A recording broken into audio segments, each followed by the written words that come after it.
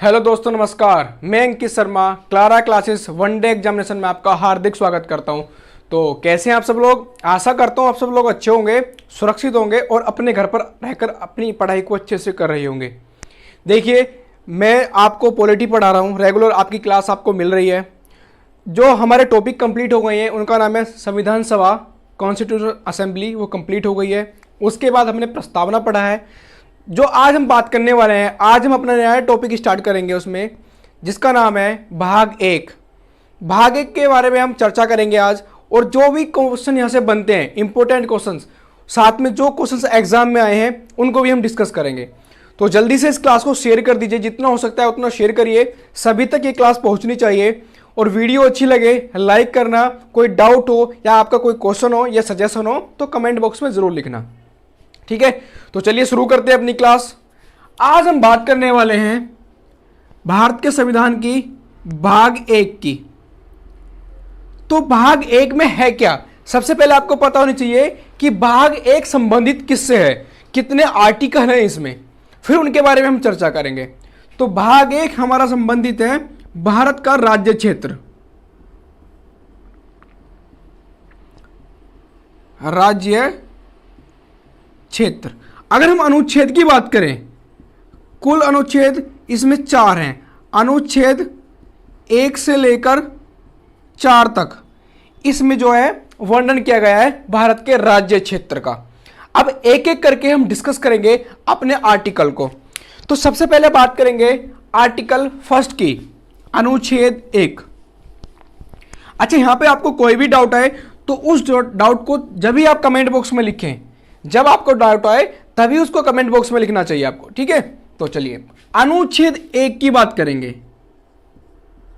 अनुच्छेद 1, अगर हम एग्जाम पॉइंट ऑफ व्यू से देखें तो काफी सारे इंपॉर्टेंट क्वेश्चन ये आपके यूपीएसआई या सीजीएल या जो आपका प्री सीजीएल प्री होता है, या आपका स्टेट लेवल का कोई एग्जाम हो गया, या यूपीएससी यूपीपीसीएस में भी बहुत अच्छे अच्छे क्वेश्चन यहां से बनते हैं। तो अनुच्छेद 1 में क्या लिखा है? अनुच्छेद 1 में लिखा है, सुनिए, भारत यानी इंडिया राज्यों का संघ होगा। भारत यानी इंडिया राज्यों का संघ होगा। India that is Bharat shall be union of the state. आपने इसकी लैंग्वेज को पढ़ा, और लैंग्वेज में मैं लिखता हूं यहां पे, खुद समझिए एक बार, देखिए इसको पढ़ के।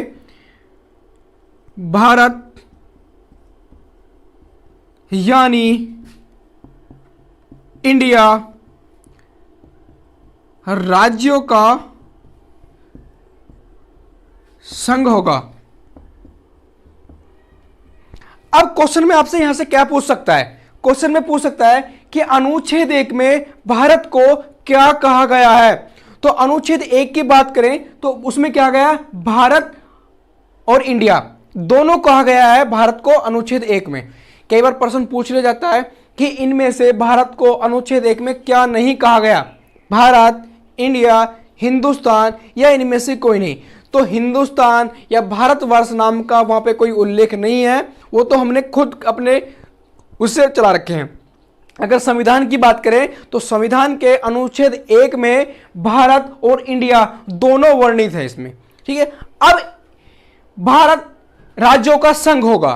देखिए, सरकार अगर कहीं भी चलती है तो एकात्मक और संघात्मक होती है। एकात्मक मतलब जहां पर सरकार का एक स्वरूप हो, एक जैसी सरकार हो। हमारे देश में क्या है, यहां पर राज्य सरकार भी है, केंद्र सरकार भी है। तो हमारे यहां पर जो सरकार है भारत में वो संघात्मक है। तो अगर संघात्मक सरकार है तो वह कहीं लिखा हुआ है क्या? नहीं, संघात्मक सरकार है लेकिन यह कहीं लिखा हुआ नहीं है हमारे संविधान में। बस यह लिखा है कि जो भारत होगा वो राज्यों का संघ होगा, इतना लिखा है।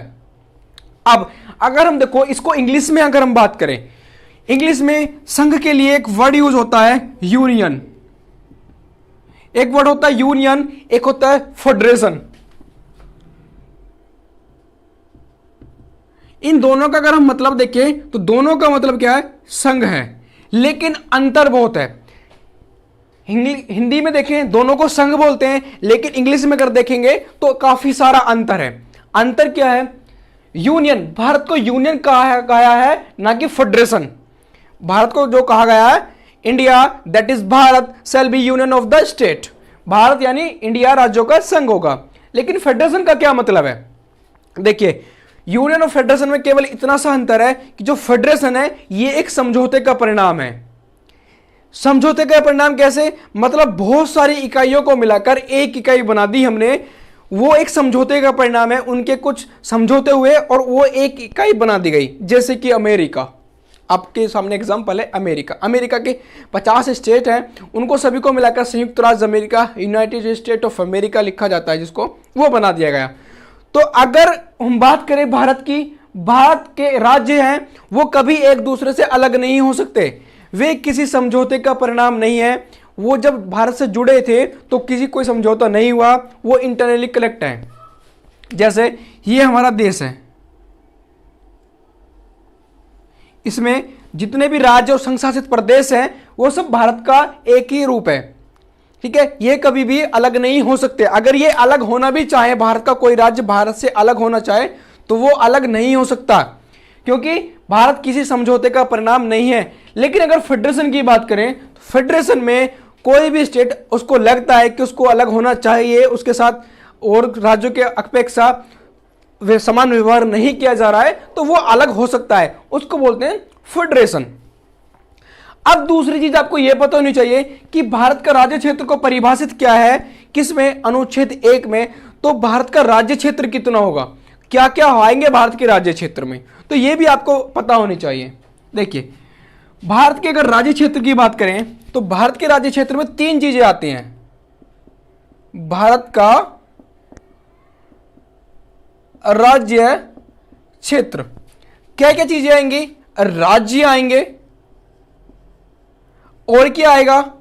संघ शासित प्रदेश, जिसको आप यूनियन टेरिटरी बोलते हैं या केंद्र शासित प्रदेश बोलते हैं, जो कि 8 हैं। संघ शासित प्रदेश आपका।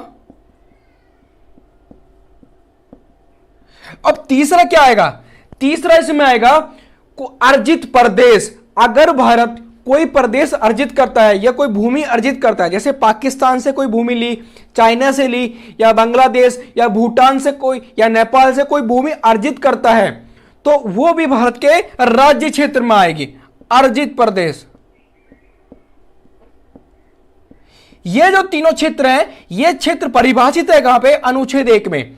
अनुच्छेद 1 में साफ तौर पर लिख दिया गया है कि भारत का राज्य क्षेत्र होगा तो क्या क्या चीजें आएंगी? राज्य उसमें आएंगे, संघ शासित प्रदेश उसमें आएंगे, अर्जित प्रदेश उसमें आएंगे। तो आर्टिकल 1 के बारे में आपने पढ़ा, तो आर्टिकल 1 के बारे में कुछ इंपोर्टेंट यही सिर्फ है कि इसमें भारत को क्या कहा गया है? भारत और इंडिया दोनों कहा गया है। भारत का राज्य क्षेत्र को परिभाषित किया गया है, ठीक है। यूनियन का मतलब क्या है, फेडरेशन का क्या मतलब है, तो आपको पता होनी चाहिए। कई बार इंटरव्यू अगर आप कहीं दे रहे हैं तो उसमें इंटरव्यू में भी आपसे पूछ सकता है कि भारत को यूनियन क्यों कहा गया है। हालांकि होता फेडरेशन माने भी संघ है, तो फेडरेशन क्यों नहीं कहा गया? क्योंकि फेडरेशन का यही मतलब है कि वो समझौते का परिणाम है, ना कि एक संघरूप है, ठीक है। तो भारत राज्यों का संघ होगा, ये सब चीजें होगी। अब इसको जल्दी से नोट करो, कुछ नोट करना है तो फटाफट।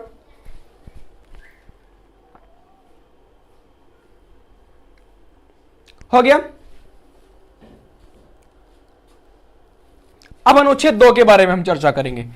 देखिए, 4 आर्टिकल हैं भाग 1 में, लेकिन क्वेश्चन बड़े अच्छे बनते हैं यहां से। एग्जाम में जब आप बैठेंगे तो देखेंगे कि क्वेश्चंस, डायरेक्ट क्वेश्चन यहां से पूछे जाते हैं। हालांकि ये सीधा सीधा क्वेश्चन कई बार पूछ लिया जाता है कि भाग 1 में क्या परिभाषित किया गया है, या अनुच्छेद 1 में क्या परिभाषित किया गया है। ये तो सिंपल क्वेश्चन है, ये कई बार एग्जाम में पूछ ले जाते हैं, डायरेक्ट क्वेश्चन पूछते हैं। अब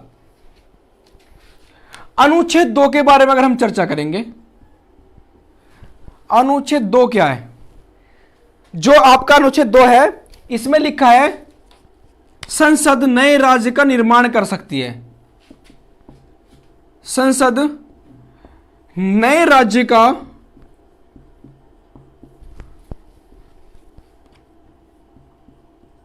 निर्माण कर सकती है।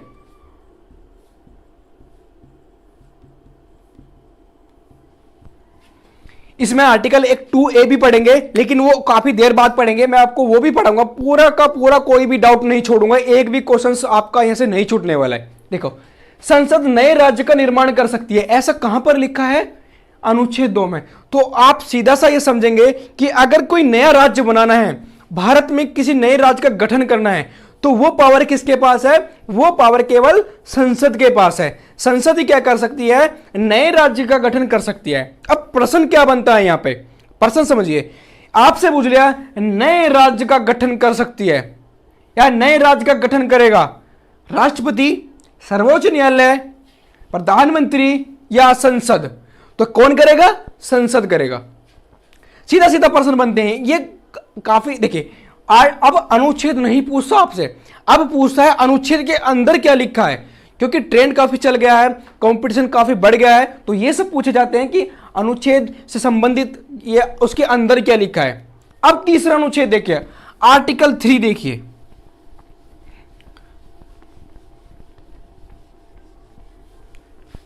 आर्टिकल 3 क्या है?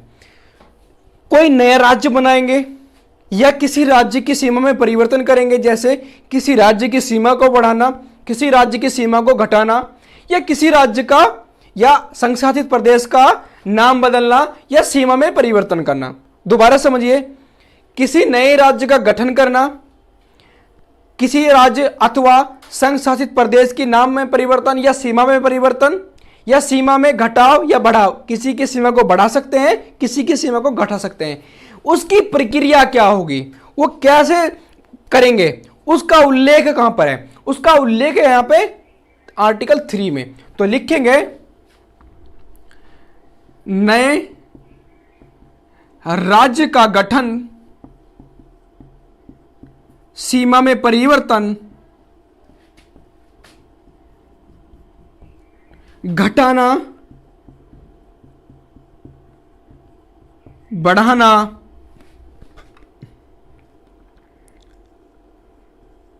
राज्य अथवा संघ शासित प्रदेश, ब्रैकेट में लिख लेना,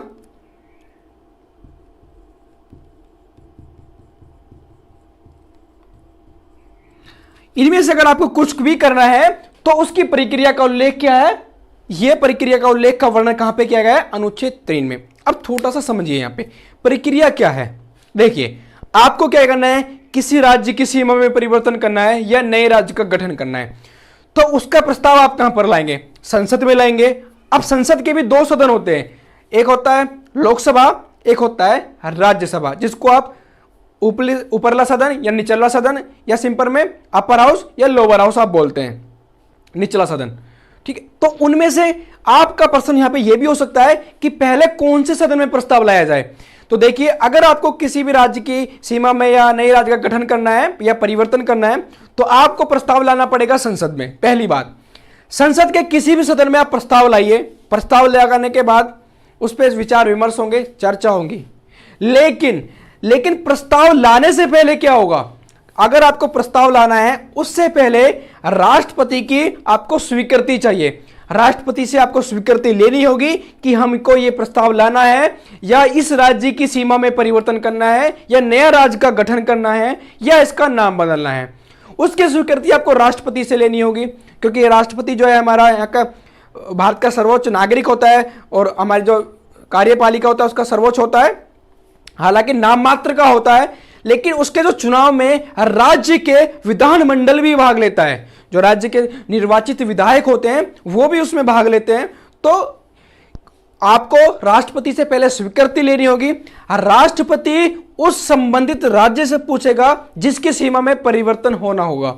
जैसे एग्जाम्पल के तौर पर समझिए, तेलंगाना राज्य का गठन होना था, आंध्र प्रदेश राज्य की सरकार 2014 में ये उनसे पूछा गया राष्ट्रपति ने कि आपकी सीमा में परिवर्तन होना है, कि आपको यह मंजूर है या नहीं। ठीक है, अब राज्य का निर्णय आता है, उस निर्णय की अवधि भी कौन तय करता है? राष्ट्रपति तय करता है। मान लो राष्ट्रपति से पूछा गया कि हमको ये फलाना राज्य में चेंज करना है, आप संबंधित राज्य से उसका विचार मांगिए कि क्या विचार है उनका। उस विचार मांगा संबंधित राज्य से, उसकी अवधि तय कर दी, 10 दिन, 15 दिन, महीना, 2 महीना, 6 महीना, उसकी अवधि तय कर दी। उस अवधि के भीतर उस राज्य को, राष्ट्रपति को अपना निर्णय देना होता है कि हम यह चाहते हैं। अब आप प्रश्न मेरे से यह पूछ सकते हैं कि क्या राष्ट्रपति राज्य के कहने पर ही मान लेता है? नहीं, यह राष्ट्रपति के लिए बाध्य नहीं होता। बस वो पूछता है, पूछने के बाद वह उसका स्व विवेक है कि उसको मंजूरी दे या न दे, वह उसके लिए बाध्य नहीं है मानने के लिए। तो काफी सारे प्रश्न बनते हैं यहां से कि संबंधित राज्य से कौन पूछता है? तो संबंधित राज्य से पहले राष्ट्रपति पूछता है, और विधेयक लाने से पहले आपको राष्ट्रपति की स्वीकृति लेनी होती है, तभी आप उसको किसी भी सदन में ला सकते हैं। उसके बाद आप लेकर सदन में लाने के बाद एक सदन से पास हुआ, दूसरे सदन से पास हुआ, उसके बाद राष्ट्रपति के पास पहुंचता है, राष्ट्रपति उस पर अपने हस्ताक्षर करता है, और हस्ताक्षर करने के बाद वो आपका बदल जाता है। तो यह प्रक्रिया कहां पर लिखी गई है? यह अनुच्छेद 3 में लिखी गई है। तो याद रह जाएगा अनुच्छेद 3 में। चलिए अब बात करते हैं अनुच्छेद 4 में।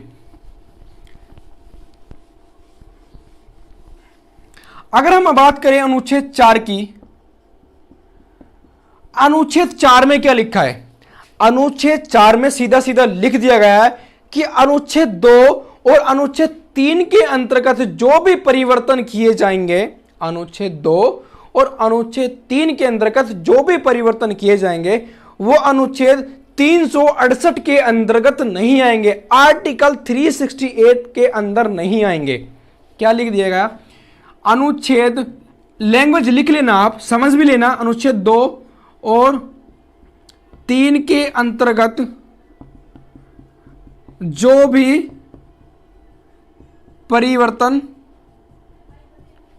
परिवर्तन किए जाएंगे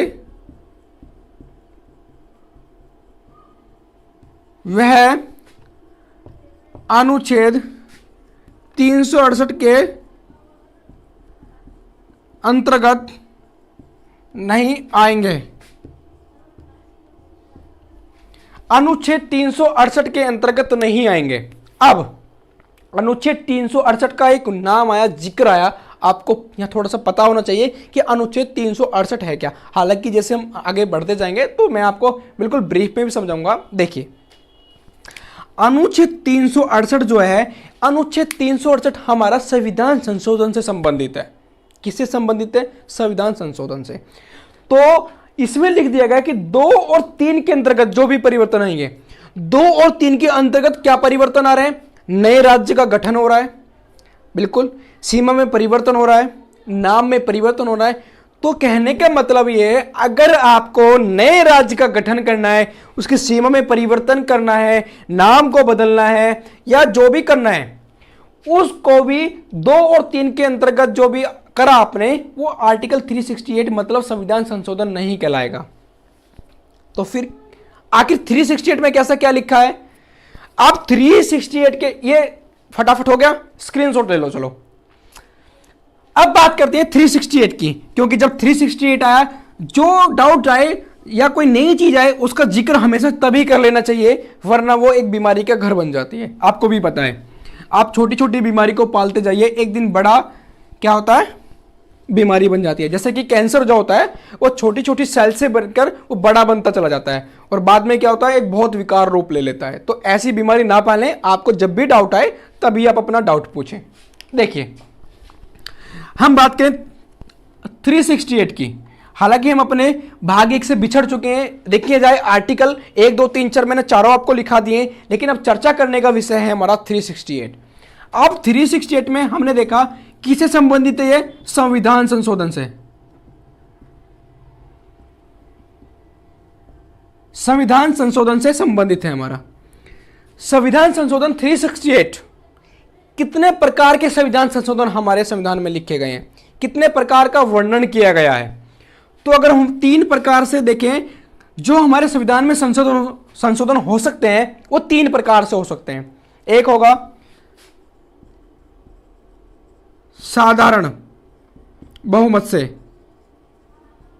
एक होगा आपका विशेष बहुमत से, विशेष बहुमत से, एक होगा विशेष बहुमत।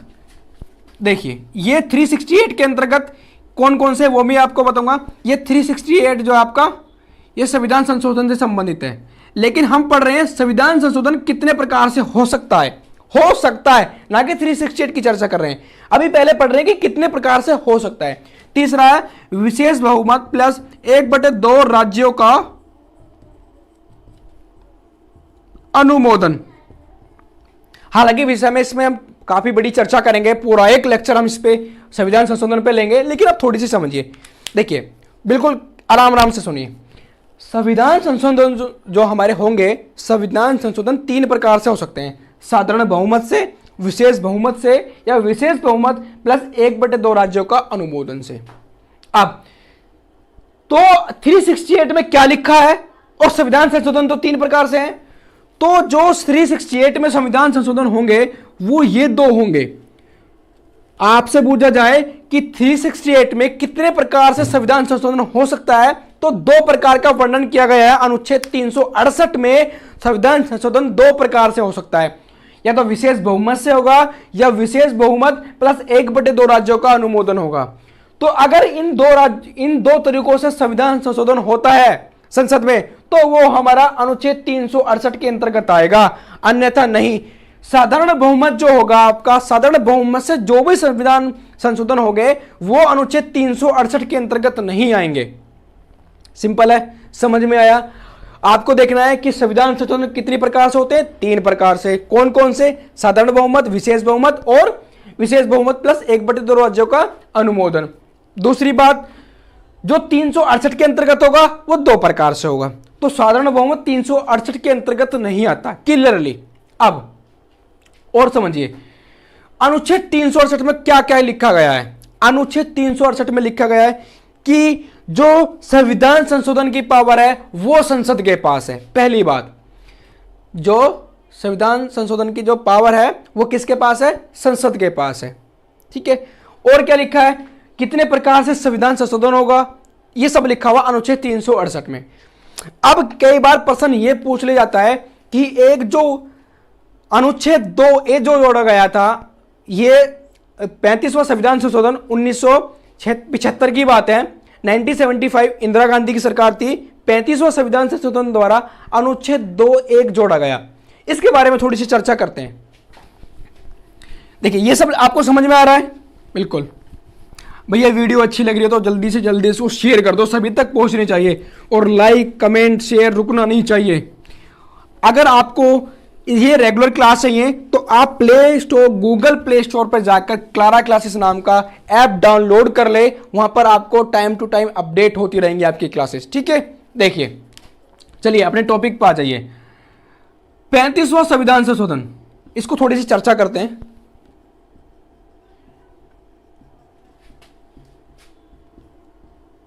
संविधान संशोधन 1975, इंदिरा गांधी की सरकार थी, इंदिरा गांधी की सरकार। 35वें संविधान संशोधन द्वारा एक नया आर्टिकल जोड़ा गया, उसका नाम था अनुच्छेद 2A। देखिए 2A क्या है? अनुच्छेद 2 तो 2 है, लेकिन एक जो है ये उसका सब पार्ट है, उपधारा आप जिसे बोल सकते हैं।